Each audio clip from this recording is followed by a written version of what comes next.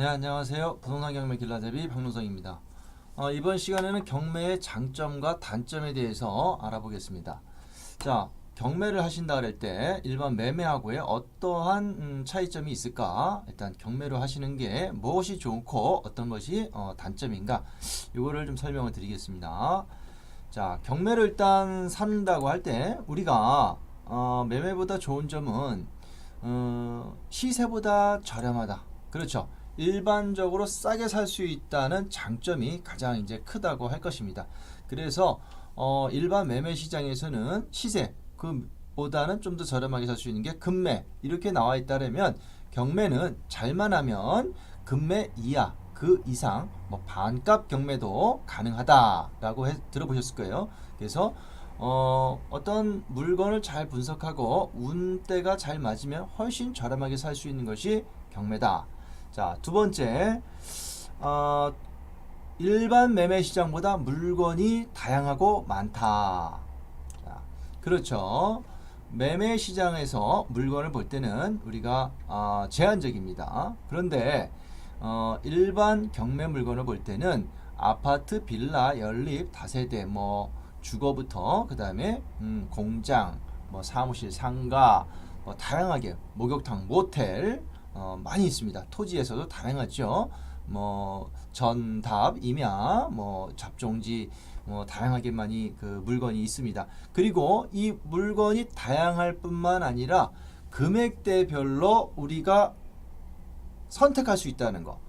자, 금액을 조건을 줘서 검색을 하게 되면, 자, 뭐 심지어 1,000만 원 이하짜리도 물건으로 우리가 경매 물건으로 얼마든지 구입할 수가 있다. 매매 시장에서는 1,000만 원 가지고 사기가 쉽지 않죠. 그 이하도 당연히 더 어려울 것이고요. 그렇다면 이 물건이 다양하고 금액도 우리가 소액 투자가 가능한 것이고요. 또 지역도 전국적으로 우리가 컴퓨터 인터넷으로 하나만 보면 전국적인 물건을 다 볼 수가 있어요. 그래서 그 지역 직접 가지 않더라도 그 감정평가서나 사진들 이런 것들이 다 나와 있어서 어느 정도 우리가 파악할 수 있다는 것.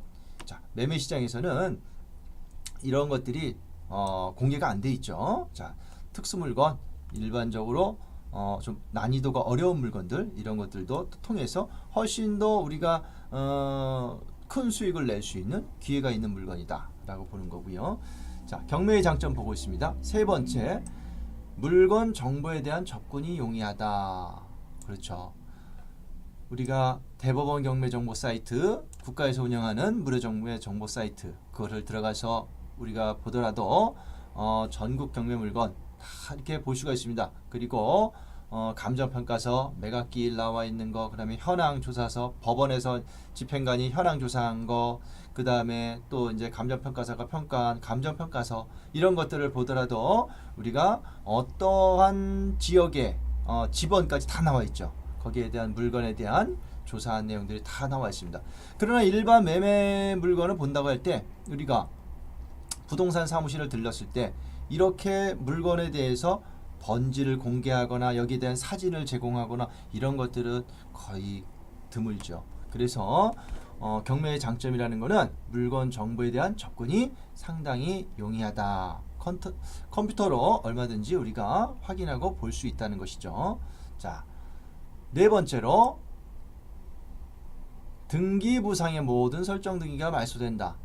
자, 경매가 좋은 거는요, 우리가 민사집행법으로 일정한 권리, 말소 기준 권리라고 하는데 이런 권리들의 이후의 권리들은 모두 소멸하기 때문에 그것만 잘 구분한다면은 우리가 경매 물건이 아무리 권리관계가 복잡하고 설정이 돼 있더라도 뭐 몇십억, 몇백억이 이렇게 막 가압류가 있고 근저당이 설정되어 있더라도 다 소멸되고 깔끔하게 나한테 넘어온다는 게 장점이죠.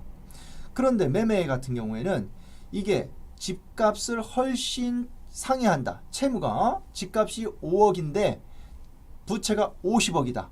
자, 이게 경매로 나올 수밖에 없는 거죠. 매매로는 거래가 할 수가 없죠. 그러려면 그 채권자들을 하나하나씩 다 협의 보고 거기에서 빚을 갚고 말소를 해서 소유권을 이전해 와야 되는데 그것이 사실상 불가능하죠. 그렇기 때문에 빚이 많은 물건들 이런 것도 경매가 나오는데 이런 것들도 말소 기준 권리만 잘 파악하면 모두 소멸되기 때문에 안전하다. 자, 다섯 번째, 허가 등 부동산 규제가 면제가 된다. 자, 이거는 우리 토지거래 허가. 어느 지역이 개발을 한다고 발표를 하고요. 그러면 그 지역의 토지가 가격이 올라가겠죠. 훨씬 폭등할 겁니다. 그러면 투기꾼들이 몰려서 여기서 부동산 투기 조장이 일어날 것이고, 그럼 국가에서 여기다가 일정한 사람만 거래를 할 수 있도록 토지거래 허가구역으로 묶어버리죠. 묶어놓죠.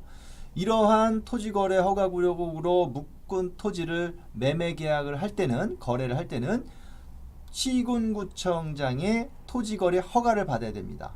이 허가를 받아야지만 계약이 유효해지는 거죠. 뭐 이건 전문적인 용어로 토지거래 허가를 받기 전에 유동적 무효다 뭐 이런 말을 하는데요. 뭐 그건 중요한 건 아니고, 일단 매매로 우리가 토지거래 허가구역에 토지를 살 때는 토지거래 허가를 받아야 됩니다. 허가를 받지 않으면 그 계약은 무효예요. 자, 그런데 경매를 산다고 할 때는 이러한 토지거래 허가구역이라 하더라도요, 토지거래 허가를 받을 필요가 없어요. 너무 좋죠.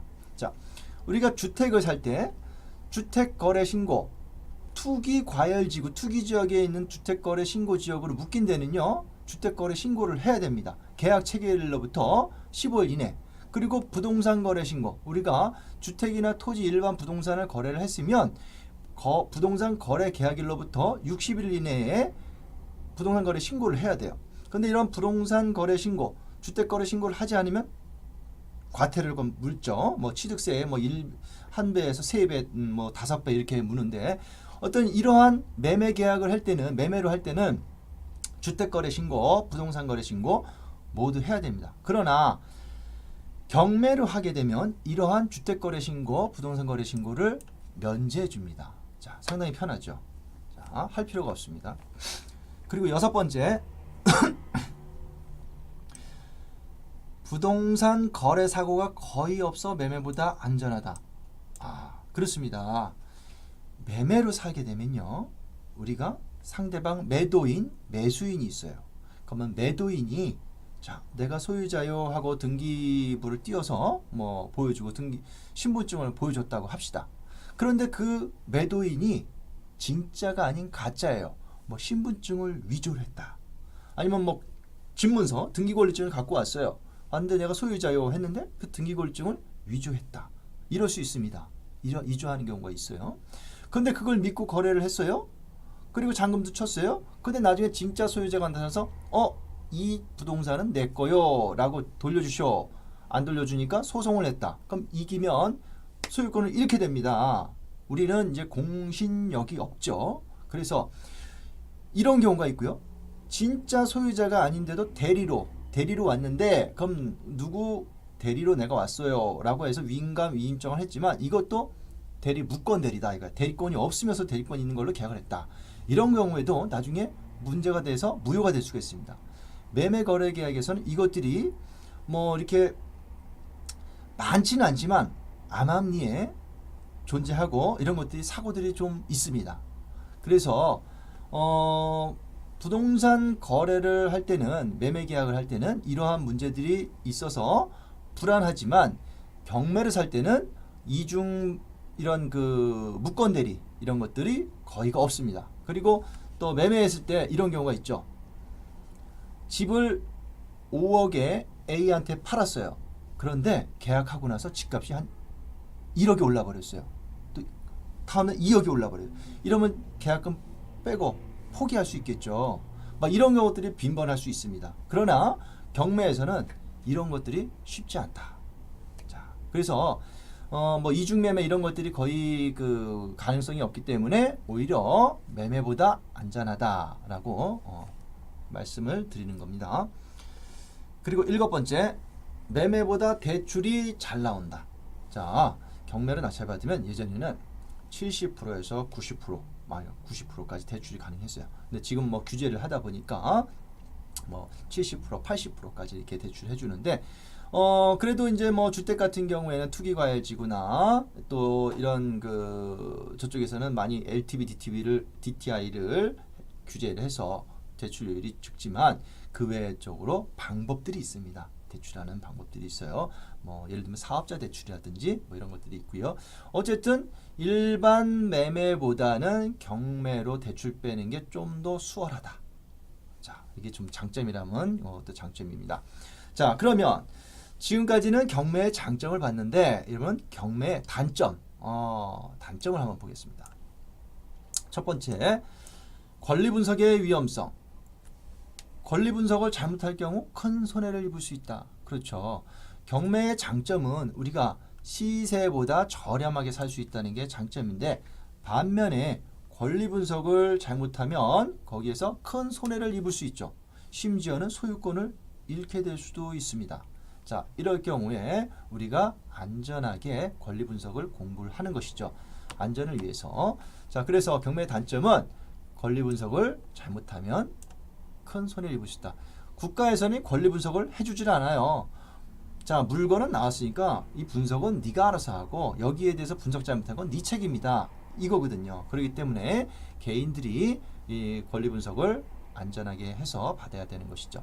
자, 두 번째, 명도 시기의 불확실성. 매매로 살 때는 계약일이 있고요. 중도금일이 있고 또 잔금일이 있습니다. 그럼 잔금일 지급함과 동시에 뭐 인도를 한다. 이렇죠. 잔금일 날 이사를 하고 우리가 받는 것이 일반적입니다. 그런데 경매는 낙찰을 받았어요. 그 다음에 잔금을 납부합니다. 자, 내 집 됐으니까 집 비워주세요 라고 하면 비워줍니까? 아니죠. 자, 그때부터 이제 시작이죠. 자, 그러면 나 언제까지 그 시간을 주시오. 그럼 이사 비용을 얼마 주시오. 그러면 너 시간을 줬는데 그때까지 또 가서 딴소리를 합니다. 또 시간을 더 주시오. 못 나가서 네가 배째 이럴 수 있습니다. 이러면 명도 시기가 이사하는 시기가 불확실하다. 언제 들어갈지 모른다는 것이죠. 자, 그래서 이것이 경매의 또 단점이 될 수 있습니다. 자, 그러나 여러분 너무 많은 걱정하지 마십시오. 우리는 경매는 우리가 국가의 조력을 받습니다. 또 인도 명령이라는 아주 훌륭한 제도가 있습니다. 예전에는 명도 소송을 해야 됐지만 요즘에는 근래에는 인도 명령 제도로 해서 소유자는 잔금을 납부하면 대항할 수 없는 권리자들한테는 모두 판결문과 같은 거죠. 명도 소송 판결문 그걸로 갖고 강제 집행이 신청이 가능하고요. 강제 집행 신청하면 국가에서 조력을 받아서 인도를 받게 됩니다. 자, 이거 잔금 나고 보통 뭐 한두 달 정도 걸립니다. 오래 안 걸려요. 뭐 예전에는 뭐 6개월 이렇게 걸리는데 지금도 그렇게 걸리면 어떻게 하냐 하지만 뭐 길어야 3달입니다. 자, 하지만 어쨌든 명도 시기가 불확실하다는 것이죠. 들어간 날짜가 명확하지 않다는 것이죠. 이것이 경매도 단점이라고 할 수 있습니다. 자, 세 번째. 자, 그러면 물건 내부를 보기가 어렵다. 자, 그렇죠. 매매로 우리가 집을 산다고 할 때는 계약하기 전에 집 내부를 잘 봅니다. 그럼 집 보러 왔습니다 라고 해서 집을 내부 구석구석 잘 보고요. 또 팔려는 매도인은 집을 잘 팔고 좋은 값을 받기 위해서 집의 배치나 이런 것들을 아주 좋게 보여주려고 할 것입니다. 그러나 경매 같은 경우에는 낙찰을 받았는데 자, 집 보러 왔습니다 라고 하면 어떨까요? 그렇죠. 뭐 물벼락을 맞거나 한 대 얻어맞을 수 있겠죠. 자, 이러면 큰일 나니까 내부가 보기가 어렵습니다. 자, 그 전에라도 마찬가지죠. 그렇기 때문에 이거는 우리가 감정평가사나 동일 사례 물건들 이런 것들을 해서 통해서 보는 것들이 주입니다. 뭐 예외적으로 물건 내부를 보는 방법도 있어요. 그런 스킬들은 우리 경매 공부 시간에 따로 이제 이렇게 알려드리는 거고요. 이번엔 경매 단점에 대해서 경매 이것도 물건 내부를 보기가 어렵다는 거 이것도 경매의 단점이라고 하겠습니다. 그 네 번째, 농지의 경우 농지라는 것은 농사짓는 토지죠. 전, 답, 과를 농지라고 합니다. 전, 밭전, 답, 논, 답, 과수원을 말하죠. 자, 이런 농지의 경우에는요, 매각 허가 결정기일까지 농지 취득 자격 증명을 제출해야 한다. 자, 농지는 농지 취득 자격 증명을 제출해야 됩니다. 이거를 줄여서 농지취득자격증명을 농취증이라고 합니다. 농취증. 자, 이건 매매에서도 마찬가지예요. 매매에서도 농지를 취득하면 농지취득자격증명을 받아야 되는데, 자, 경매에서는요, 이 농취증을요 받아야 되는 기간이 있습니다. 낙찰받고 낙찰 허가 결정일까지. 요때가 언제냐면 일주일입니다. 7일. 낙찰받고 7일 이내에 농지취득 자격증명을 발급받아서 법원 담당계에 제출을 해야 돼요. 만약에 제출을 못했다라고 하면 내 입찰 보증금은 몰수입니다. 돌려주지가 않습니다. 자, 이건 위험성이 있죠. 그래서 요거는 입찰하기 전에 농지취득 자격증명이 발급이 되는지를 사전에 꼭 확인하고 입찰을 해야 하는 것이죠. 자, 요것도 단점이라면 단점이고요. 5번째, 낙찰 이후라도 이해관계인 등의 항고 등으로 경매 절차가 상당 기간 지연되는 경우도 있다. 그리고 낙찰자가 잔금을 납부하기 전에 채무자가 채무를 변제하고 경매 절차가 취소되는 경우도 있다. 자, 이게 단점입니다. 낙찰 받았습니다. 그런데 이해관계인이라면 뭐 소유자, 채무자 뭐 이런 사람들이겠죠. 이런 사람들이 항고를 합니다. 뭐 이의 있다라고 해서 낙찰 받고 또 일주일, 그 다음에 일주일 있다가 즉시 항고를 라고 하는 걸 하는데, 이러면 경매 절차가 상당히 지연될 수도 있습니다. 그리고 또 낙찰받고 매각대금, 잔금을 납부하기 전에 소유자가 채무를 변제하고 경매 절차를 취소시키는 수도 있어요. 자, 뭐 사실상 낙찰 이후에는 소유자가 경매 취하기는 상당히 어렵습니다. 낙찰자의 동의를 받아야 되는 것이 원칙이죠. 그러나 임의 경매 같은 경우에는, 임의 경매의 근저당권 실행에 의한 경매 같은 경우에는, 예를 들어서 낙찰 이후에 동의서를 받으러 갔는데 낙찰자가 동의를 안 해줍니다. 그럴 경우에 임의 경매는 뭐 근저당권 빚을 갖고 근저당권 말소에서 말소 등본을 같이 법원에 제출하고 취하를 시키면 취하가 됩니다. 자, 뭐 이렇듯이 이러한 경매 같은 경우에는 낙찰 이후에도 경매가 지연되거나 경매 절차가 취소될 수 있는 점이 있다. 이것도 경매의 단점이라고 하겠습니다. 자, 그래서 이번 시간에는 경매의 장점, 매매보다 좋은 점, 그 다음에 경매의 단점에 대해서 알아보았습니다. 자, 마치겠습니다.